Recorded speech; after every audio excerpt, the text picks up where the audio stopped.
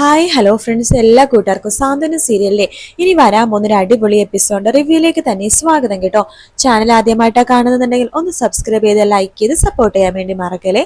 അങ്ങനെ ആര്യനും അലോകും തമ്മിൽ വലിയൊരു അടിയും വഴക്കാണ് ഉണ്ടാവുന്നത് കേട്ടോ. ആര്യൻ തന്റെ മാമനെ കാണാനും തന്റെ മാമന്റെ കടയൊക്കൊന്ന് കാണാനും വേണ്ടി അവിടേക്കൊന്ന് പോകുമ്പോഴേക്കും അലോകിന് അതൊട്ടും തന്നെ ഇഷ്ടപ്പെടുന്നില്ല.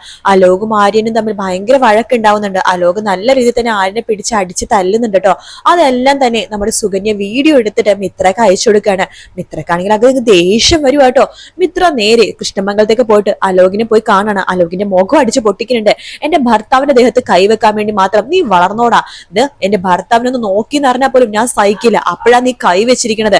നിനക്കറിയാവോ എന്റെ ഭർത്താവ് ആരാണെന്ന്? എന്റെ ഭർത്താവിനെ തൊടാനുള്ള അർഹത പോലും നിനക്കില്ല എന്നൊക്കെ പറഞ്ഞിട്ട് മിത്ര ഭയങ്കര ബഹളമൊക്കെ ഉണ്ടാക്കുന്നുണ്ട് കേട്ടോ. ശേഷം ആ വഴക്കൊന്ന് ഒതുങ്ങിയതിനു ശേഷം നമ്മുടെ ആര്യം പറയുന്നുണ്ട്, മിത്ര നീ എന്തിനാ അവിടെ പോയിട്ട് പ്രശ്നമൊക്കെ ഉണ്ടാക്കിയത് എന്ന് ചോദിക്കുമ്പോഴേക്കും ആര്യന് ആ വീഡിയോ കാണിച്ചു കൊടുക്കാൻ നമ്മുടെ മിത്ര കണ്ടില്ലേ, ഇതെനിക്ക് സുകന്യേച്ച് അയച്ചതാ. ആര്യൻ ഇതുപോലെ അവൻ ഉപദ്രവിച്ചത് അല്ലേ? അപ്പൊ ഞാൻ കയ്യും കെട്ടി നോക്കി നിൽക്കണമെന്നാണോ ആര്യൻ പറയണത്? ഒരിക്കലും എനിക്കതിന് സാധിക്കില്ല ആര്യ എന്നൊക്കെ മിത്ര വിട്ടുകൊടുക്കാതെ പറയുന്നുണ്ട് കേട്ടോ. പിറ്റേ ദിവസം നമ്മുടെ ബാലൻ രാവിലെ തന്നെ കട തുറക്കാൻ വേണ്ടി പോകുമ്പോ ഗോമതി ചോദിക്കണ്ടേ, ഇതെന്താ ബാലേട്ടാ സാധാരണ 7 മണിക്കാണല്ലോ കട തുറക്കണത്, ഇതെന്താ 6:30 തന്നെ കട തുറക്കാന്ന് ചോദിച്ചത്? അതോ ഇനി മുതൽ നമ്മൾ കുറച്ചുകൂടി ശ്രദ്ധിക്കണോടോ കച്ചവടത്തിൽ? അറിയാലോ നമ്മുടെ എതിരായിട്ട് കുറച്ചു പേരിപ്പോ കട നടത്തുന്നുണ്ട്. അപ്പൊ അതുകൊണ്ട് തന്നെ അതുപോലെ രാത്രി ഇനി 9 മണിക്കൊന്നും കട അടയ്ക്കുന്നില്ല, 10 മണി വരെ കട തുറന്നു വെക്കാനാ ഉദ്ദേശിക്കുന്നത്. പിന്നെ ഓണമൊക്കെയല്ലേ വരുന്നത്, അപ്പൊ കച്ചവടം കുറച്ച് കൂടുതൽ കിട്ടാൻ ചാൻസ് ഉണ്ട്. തനിക്കറിയാലോ നമുക്ക് ഏറ്റവും കൂടുതൽ കച്ചവടം കിട്ടുന്നത് ഓണത്തിനാണ്. അറിയാൻ ബാലേട്ടാ. എന്നാൽ ശരി എന്ന് പറഞ്ഞിട്ട് നമ്മുടെ ബാലൻ ഇറങ്ങാൻ പോകുമ്പോഴേക്കും ആനന്ദ് വരുന്നുണ്ട്. അച്ഛാ ഞാനും കൂടി വരാം എന്ന് പറഞ്ഞിട്ട് ആനന്ദ് കൂടെ പോകുന്നുണ്ട് കേട്ടോ. അങ്ങനെ നമ്മുടെ ആനന്ദും ബാലനും കൂടി രാവിലെ തന്നെ കട തുറക്കുവാണ്. അവിടെ രാമേട്ടനും വരുന്നുണ്ട്. പക്ഷെ 6:30 കട തുറന്നിട്ടും അവിടെ ഒരു ഒറ്റ മനുഷ്യര് പോലും ഇപ്പൊ പോകുന്നില്ല കേട്ടോ. കാരണം 6:30 തന്നെയാണ് നമ്മുടെ ഇന്ദിര സ്റ്റോഴ്സും തുറക്കണത്. അവിടെ നമ്മുടെ ധർമ്മനും സുകന്യ രാവിലെ തന്നെയുണ്ട്. അവിടേക്ക് ഒരുപാട് പേര് പാല് മേടിക്കാനും പഞ്ചസാര മേടിക്കാനും രാവിലത്തെ അരിപ്പൊടി ഗോതമ്പൊടി അങ്ങനത്തെ എല്ലാ സാധനങ്ങളും മേടിക്കാനും അവിടേക്കാട്ടോ കയറി പോണത്. അവരും പാക്കറ്റ് വിലനേക്കാളും 1-2 രൂപ കുറച്ചൊക്കെ കൊടുക്കുന്നുണ്ട്.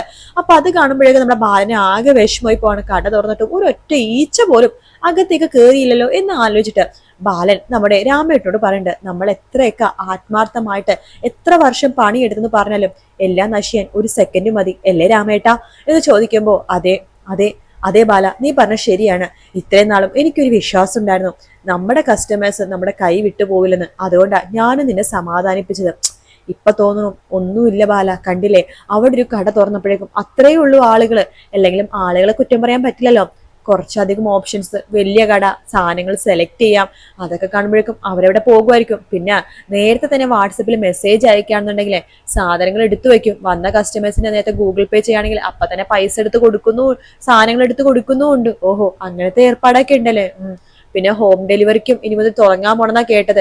ഏതോ 2-3 പയ്യന്മാരെ വെച്ചിട്ടുണ്ട് ഹോം ഡെലിവറിക്ക് വേണ്ടിയിട്ട്. സാധനങ്ങൾ വീട്ടിലെത്തിച്ചു കൊടുക്കുക, അത് ഫ്രീ ആയിട്ട് ഹോം ഡെലിവറി ചെയ്ത് കൊടുക്കുക. സാധനങ്ങളുടെ മാത്രം പൈസ കൊടുത്താൽ മതി. അതാകുമ്പോഴും ആൾക്കാർക്ക് ലാഭമാണല്ലോ. അപ്പൊ അങ്ങനത്തെ കുറെ പരിഷ്കാരങ്ങളൊക്കെ ഉണ്ട്. നമ്മള് ശരിക്കും പഴഞ്ചന്മാരായി പോയല്ലേ രാമേട്ട. അപ്പൊ ആനന്ദ് പറഞ്ഞ അച്ഛൻ ഇങ്ങനെ വിഷമിക്കല്ലേ, നോക്ക് ഇപ്പൊ 1-2 ദിവസമല്ലേ ആയിട്ടുള്ളൂ. കുറച്ച് മാസങ്ങൾ കൂടി കഴിഞ്ഞ് ഒരു മാസം കഴിയട്ടെ, അച്ഛൻ നോക്കിക്കോ നമ്മുടെ കസ്റ്റമേഴ്സ് എല്ലാം നമ്മുടെ കടയിൽ തന്നെ വരും. നമ്മുടെ കട പഴയ പോലെ തന്നെ ആവും അച്ഛാ. ബാലൻ ചോദിക്കണ്ട്, അഥവാ പഴയ പോലെ ആയില്ലെങ്കിലോ? ആനന്ദേ നീ പറ, പഴയ പോലെ ആയില്ലെങ്കിലോ? നമ്മുടെ കട ഇങ്ങനെ ഇരുന്നിരുന്ന് പോയെങ്കിലോ? അങ്ങനെ എത്രയോ പേരുണ്ടെന്ന് നിനക്കറിയാവോ? സാധാരണക്കാര് ഒരു കച്ചവടം തുടങ്ങും, അതൊന്ന് പച്ച പിടിച്ചു വരുമ്പോ വലിയ ആൾക്കാര്, വലിയ കോടീശ്വരന്മാര് തൊട്ടപ്പുറത്ത് വേറൊരു ചെറിയൊരു സൂപ്പർ മാർക്കറ്റോ എന്തൊരു സംഭവം തുടങ്ങിക്കഴിഞ്ഞാൽ ആളുകൾ അവിടേക്ക് പോവുള്ളൂടാ. അവിടെ കുറെ സാധനങ്ങളും സംഭവങ്ങളും പാർക്കിങ്ങും എല്ലാം ഉണ്ടല്ലോ, അവിടേക്ക് ആളുകൾ പോളും. പിന്നെ ആ കട നിന്നു പോകും. ഇതൊക്കെ നമ്മുടെ നാട്ടിൽ നടക്കുന്ന കാര്യങ്ങളല്ലേ. ഇതും അതുപോലെ തന്നെ. ഈ ഗോമതി സ്റ്റോഴ്സ് ഇല്ലെങ്കിൽ ഈ ബാലനും ഇല്ല. എന്നാ ആനന്ദ് ഞാനൊന്ന് വീട് വരെ പോയിട്ട് വരാം. അയ്യോ അച്ഛനിപ്പോ വന്നേലേ ഉള്ളൂ, ഇപ്പൊ എന്നിട്ട് പോണത്? എനിക്കെന്തോ വല്ലാത്തൊരു അസ്വസ്ഥത പോലെ. എന്നാ ഞാൻ കൊണ്ടേ ആക്കാം. വേണ്ട മോനെ, ഇവിടെ നടന്നു പോകാനുള്ളതല്ലേ ഉള്ളൂ, ഞാൻ നടന്നു പോയിക്കോളാം. വേണ്ട അച്ഛാ ഞാൻ കൊണ്ടേ ആക്കാം. രാമേട്ട പറഞ്ഞ ആനന്ദേ നീ കൊണ്ടേ ആക്കടാ എന്ന് പറയണം. അങ്ങനെ ആനന്ദ് നമ്മുടെ ബാലനെ വീട്ടിലേക്ക് കൊണ്ടേ ആക്കുന്നുണ്ട്. ഗോമതി ചോദിക്കണ്ട, അയ്യോ എന്തു പറ്റി ബാലേട്ടാ, തിരിച്ചു വന്നത് എന്തിനെടുക്കാൻ മറന്നോ? ഒന്നും എടുക്കാൻ മറന്നില്ലടോ. എന്തു പറ്റി ബാലേട്ട? ആകെ ഒരു വിഷമം പോലെ. എടാ ആനന്ദേ എന്താടാ? അത് അമ്മേ കസ്റ്റമേഴ്സ് ഒന്നും വരുന്നില്ല അമ്മേ. ആ കടയും 6:30 തന്നെയാണ് തുറക്കുന്നത്. കസ്റ്റമേഴ്സ് ഒക്കെ അവിടേക്കാണ് പോണത്. ഒരുപാട് കസ്റ്റമേഴ്സ് വരുന്നുണ്ട്, എല്ലാം ഇന്ത്യ സ്റ്റോഴ്സിലേക്കാ പോകുന്നത്. ഇത് കേൾക്കുന്ന ഗോമതിക്ക് കാര്യം മനസ്സിലായി. ബാലന് ആകെ വിഷമത്തിലാണെന്നുള്ള കാര്യം. ബാലേട്ട ബാലേട്ടൻ വിഷമിക്കൊന്നും വേണ്ട, എല്ലാം ശരിയാവും ബാലേട്ട എന്ന് പറയുമ്പോ ബാലൻ പണ്ട് എന്ത് ശരിയാവാനാണോ അങ്ങനെയൊക്കെ വിചാരിക്കണം നമ്മളാ മണ്ടന്മാര്.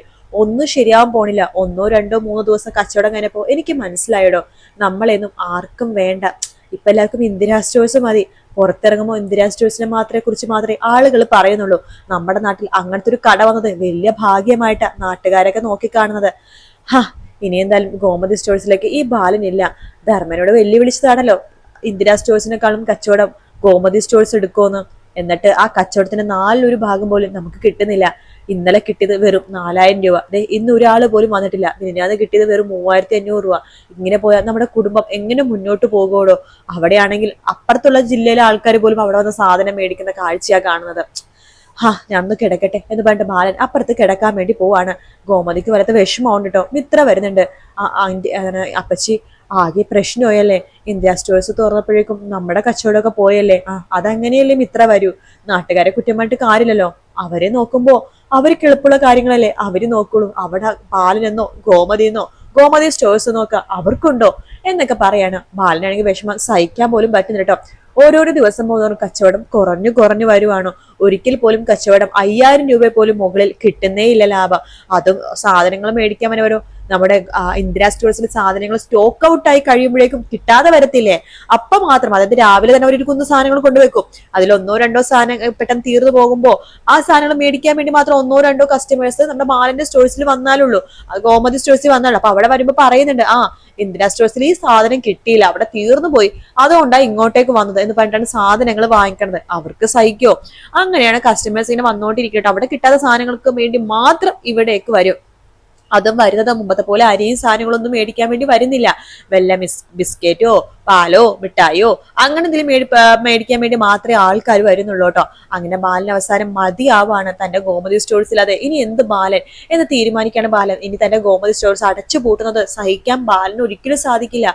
ഇനി ഇപ്പോൾ ഉടനെ തന്നെ ഗോമതി സ്റ്റോഴ്സ് പൂട്ടേണ്ടി വരും. ആ കടക്കും ഇന്നൊരു ഇതൊക്കെ ഉണ്ടല്ലോ, വാടകയും കാര്യങ്ങളൊക്കെ ഉണ്ടല്ലോ, അതുപോലും കൊടുക്കാൻ പറ്റാത്ത അവസ്ഥയിൽ എന്ത് ചെയ്യും? കട പൂട്ടുക, അതല്ലാതെ നിവർത്തിയില്ല. ആ കട അടച്ചു കഴിഞ്ഞാൽ ഈ ബാലനില്ല എന്നാണ് അർത്ഥം. ബാലന് ഒരിക്കലും ആ കടയില്ലാതെ ജീവിക്കാൻ പറ്റില്ല എന്ന് മനസ്സിലാക്കിയ ബാലന് വല്ലാത്തൊരു നെഞ്ചുവേദനയും ബുദ്ധിമുട്ടും കാര്യങ്ങളൊക്കെ വരുവാട്ടോ. അതെ, ബാലന് അതൊന്നും സഹിക്കാൻ പറ്റുന്നില്ല. തന്റെ ഗോമതി സ്റ്റോഴ്സ് പൂട്ടിപ്പോകുന്നത് ബാലനെ സഹിക്കാൻ പറ്റാതെ ബാലന് ചെറിയൊരു നെഞ്ചുവേദനയൊക്കെ വരുവാണ്. ബാലന് ഹോസ്പിറ്റൽ വരെ പോകുന്നുണ്ട് കേട്ടോ. ഈ കട പൂട്ടുന്ന ഒരു അവസ്ഥ തമിഴിലൊക്കെ വരുന്നുണ്ട്. ആ സമയത്ത് ബാലിന് ഇതുപോലെ തന്നെ അസ്വസ്ഥതയും വയ്യായികയൊക്കെ വരുന്നൊക്കെ ഉണ്ട് കേട്ടോ. എന്നിട്ട് ഗോമതി നമ്മുടെ ധർമ്മനത്ത് പറഞ്ഞു, സമാധാനമായല്ലോ നിനക്ക്, ഇനി നീ നിന്റെ കച്ചവടം നടത്തി പൊടി പൊടിച്ചോ, നീ നന്നായി കണ്ടാ മതി എന്നൊക്കെ പണ്ട് ഗോമതി പ്രാഗവും ചെയ്യും.